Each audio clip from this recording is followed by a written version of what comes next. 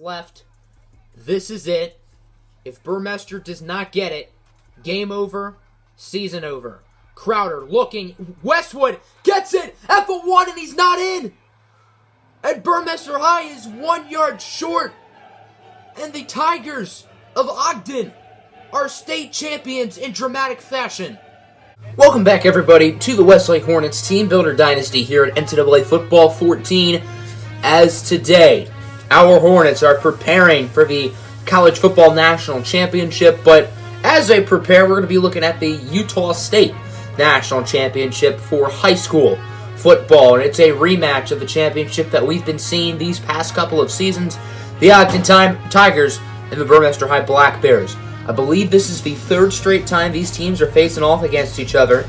Ogden won last year, Burmester High won the year before, so this is the rubber match to determine who will gain bragging rights, I guess, until next season, technically. In the semifinals, Burmester High played Fremont, and they played very well. Fremont's offense couldn't get grooving. Orlando Ortiz, the quarterback, was very bad. Tegan Moon, the star wide receiver, and Westlake commit was pretty quiet. Meanwhile, for Ogden, they had a close game against Salt Lake City High, a game that had a lot of offense in the first half and then a lot of defense here in the second half. So let's see who can win this game. Ogden will choose tails because y'all know the drill. Tails never fails. Ogden wins the coin toss and will elect to kick off. And now let's look at the lineups for both teams in this one.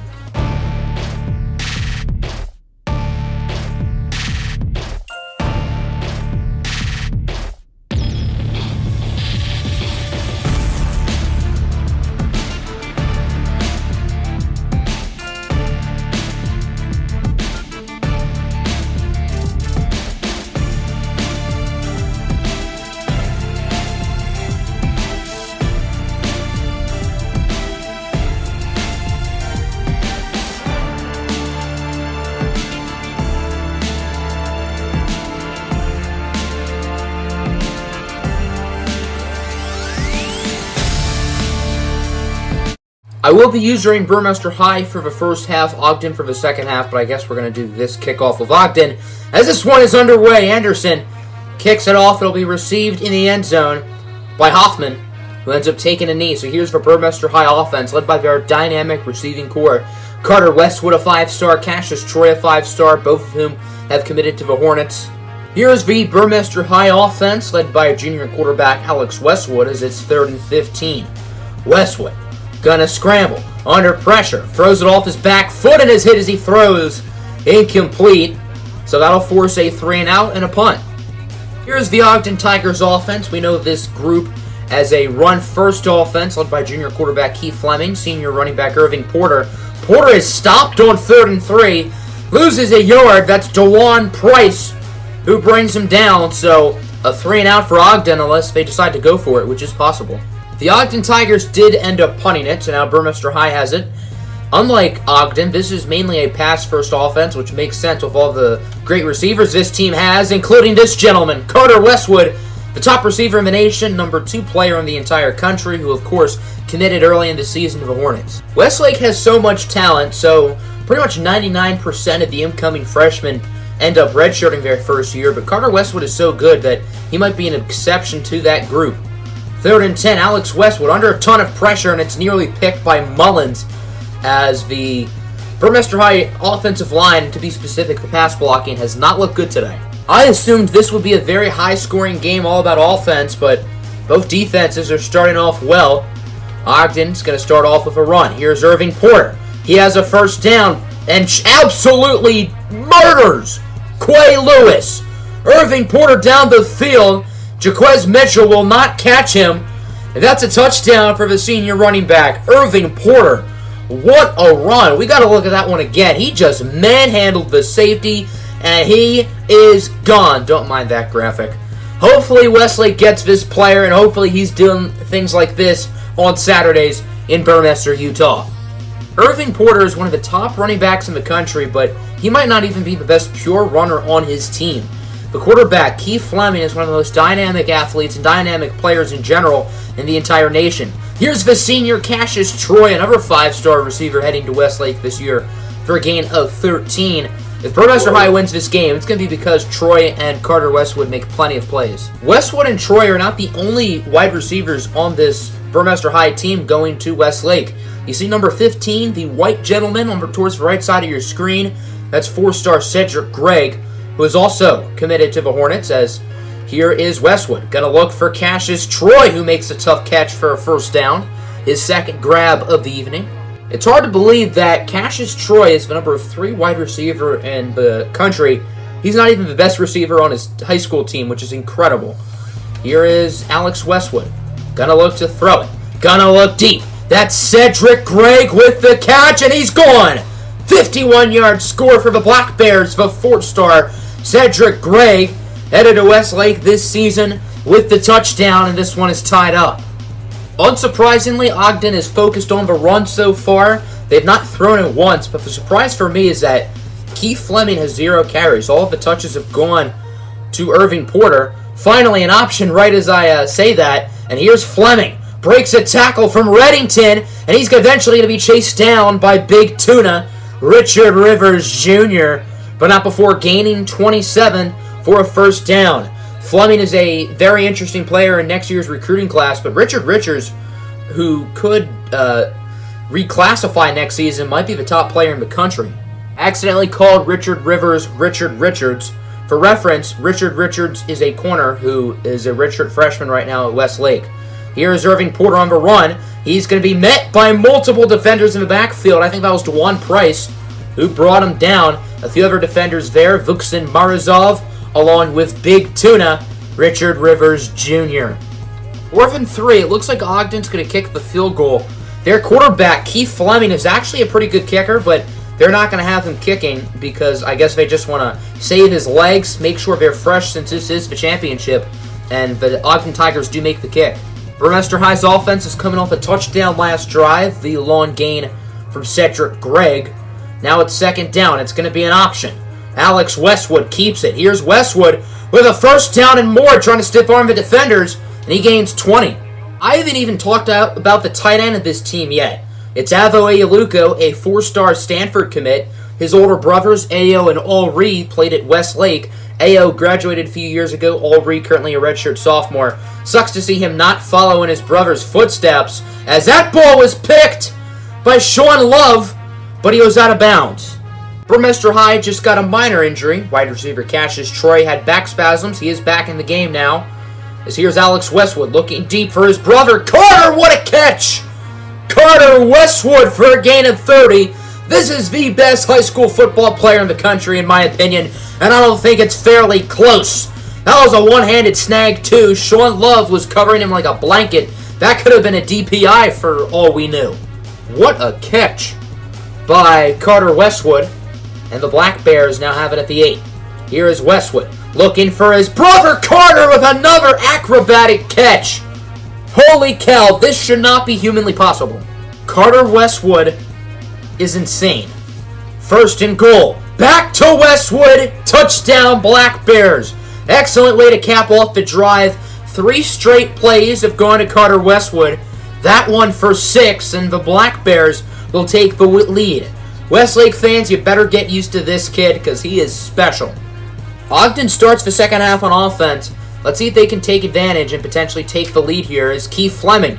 All 3 plays on this drive have been scramble runs for Keith. So this is the Keith Fleming we all know and love. He's actually running the ball. Ogden's offense has had 4 plays this drive. All 4 of them have been Keith Fleming runs. Before this drive, he's only had 1 run all day. And there's a sack, the first for either team. DeJuan Price, who's been outstanding today, along with one of the D tackles, brings him down. It was 3rd and 12. Now it's 3rd and 17. One of the linemen jumped. Here is Fleming under pressure from Dean. Screen pass for Irving Porter. Porter with a first down. He gets clobbered by Quay Lewis.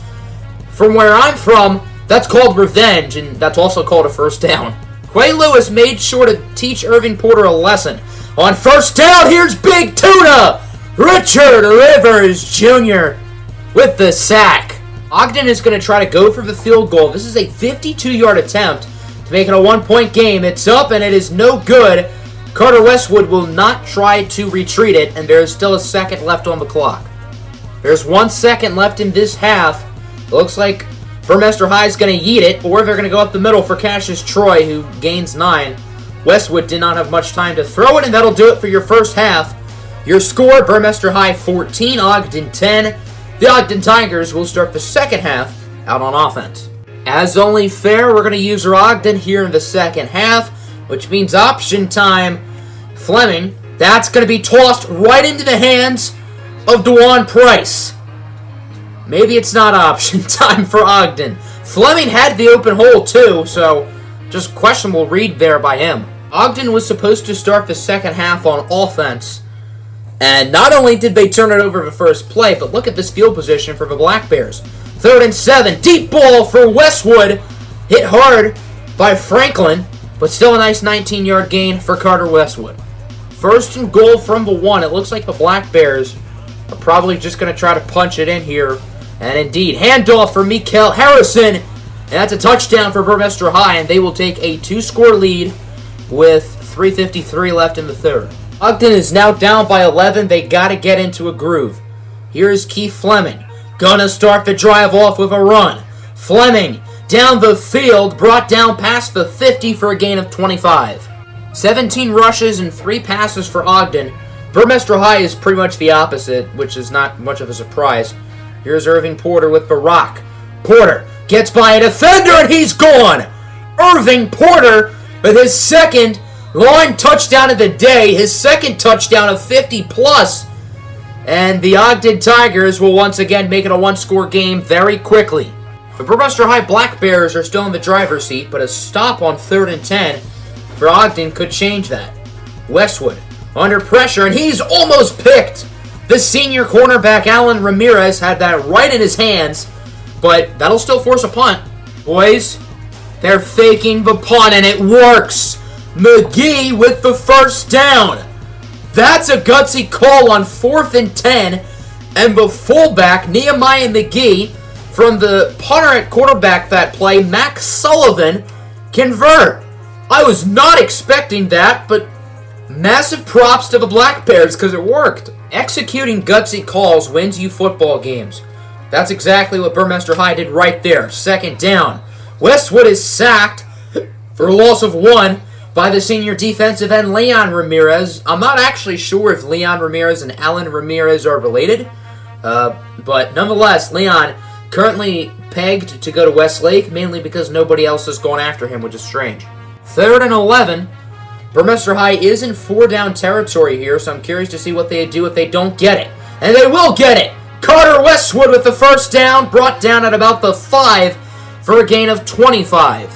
Burmester High is in the driver's seat. They have the momentum. They are sitting pretty right now, but this game is far from done. 2nd down. It's going to be a pass. Westwood for the end zone. He connects with the senior Cedric Gregg. His second receiving touchdown of the day, and the Black Bears are back up by 11. The Burmester High Black Bears are looking good, but this one is far from over. 2nd and 3. There's Lewis Venice in motion. It's going to be an option. Fleming going to try to outrun the defender, and he does. Keith Fleming is off to the races, tries to juke past the defender. He does not, but still gains 45. Excellent run from Keith Fleming, and this Ogden offense is getting into a groove. I think it's just a matter of if their defense can find a way to get a stop. Handoff for Irving Porter, and he's going backwards for a loss of 2. The first time he's lost yards today. That's Jordan Everett who brings him down. 3 quarters down, and Burmester High is looking good. They lead at 28-17. Ogden is far from out of this.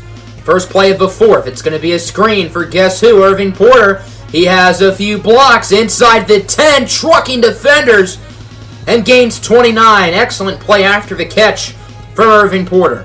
2nd and goal from the 2. Can Ogden punch it in, or will Burmester High get a stop? It's going to be an option. Keith Fleming keeps it himself. Touchdown Tigers.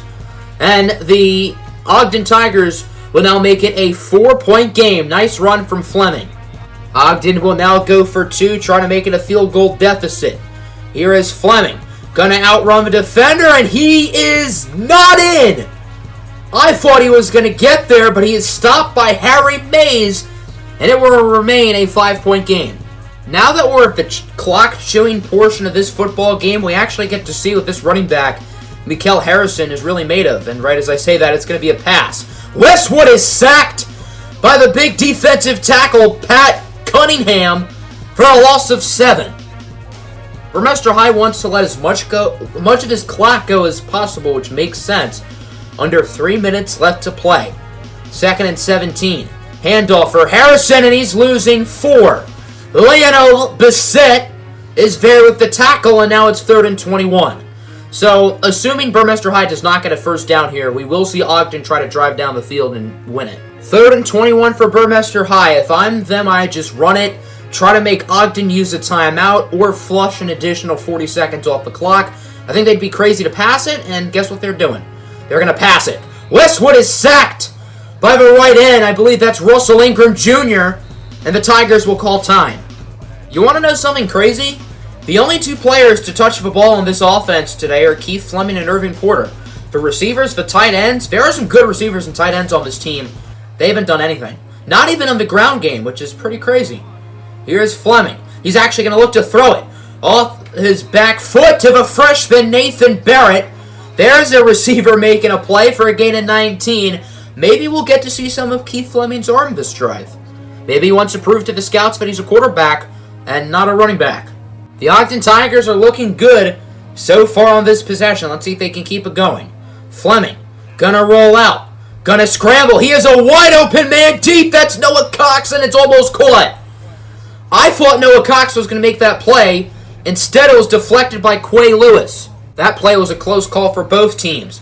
Now 3rd and 1. Can Ogden get it? Handoff for Irving Porter, and he got it. And a little bit more. Less than a minute to go now. Ogden still has both of their timeouts. For what it's worth, Burmester High still has 3. Read option. Fleming keeps it. Keith Fleming has a block inside the 10, and he's tackled at about the 2. Maybe Ogden tries to chew clock here. 2nd and goal. 19 seconds remaining. Fleming to Irving Porter. Touchdown, Tigers! Irving Porter with the score, and likely his final play as a high school football player. And that'll give Ogden the lead with 16 seconds left to go. The Tigers will now go for 2 to make it a field goal deficit. Fleming gonna try to run it in. Now he's gonna try to throw it, and it's incomplete. So we won't be going overtime this game. If Burmester High scores, they win. And if Ogden stops them, they win. I don't think Burmester High should go for a Hail Mary quite yet. They got some dynamic receivers, so just try to go for a 15-yard pass for Carter Westwood and see what he can do after the catch, or a short pass for Cedric Gregg. They're going to call a timeout, and I assume they're going to go for the Hail Mary now. They will not go for the Hail Mary now. I think this is a smart decision. They still have 7 seconds left, and they still have 2 timeouts. Don't be in a hurry. Here's Westwood going to run with it, and he is brought down with 1 second left. Are they going to call time or what? What is this? What are they doing? What's going there? They let the clock hit 0. Okay, so Ogden wins the game. What kind of clock management was that? When there's 1 second left, don't you take the timeout? I don't know what that was. Burmester High's coach deserves to get fired. And for the 2nd straight year, the Ogden Tigers are Utah State champions. And once again, it's in dramatic fashion. Last year, Burmester High lost because they were 1 yard short. This year, it's because their coach only had 1 brain cell. Looking at the numbers, Keith Fleming didn't have to do too much in the passing game, like usual. Running the ball, both him and Irving Porter were great in this one. Anthony Gore even got a carry pretty late in the game. Irving Porter was really the only one who did anything in the receiving game. No receptions for either of the top 2 receivers, Noah Cox or Lewis Venice. On the defensive side of the ball for Ogden, few sacks. Leon Ramirez had 1, Pat Cunningham had 1. No turnovers, though, for the Ogden defense.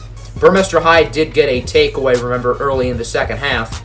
Looking at their numbers, Alex Westwood was pretty good. 3 touchdown passes. He was quite solid. Running the ball, they didn't have to do a whole lot. Mikael Harrison was pretty good. Receiving game, Carter Westwood was solid. Cassius Troy did not touch the ball in the second half. Cedric Gregg was like the unsung hero, and then Josiah Mendez was really quiet. Avoe Aluko, only 1 catch for 8 yards in his final high school game. Meanwhile, defensively, of course, they did have the turnover. Sacks for DeJuan Price, Big Tuna, Richard Rivers Jr. I don't remember who forced the fumble, and I guess recovered the fumble too.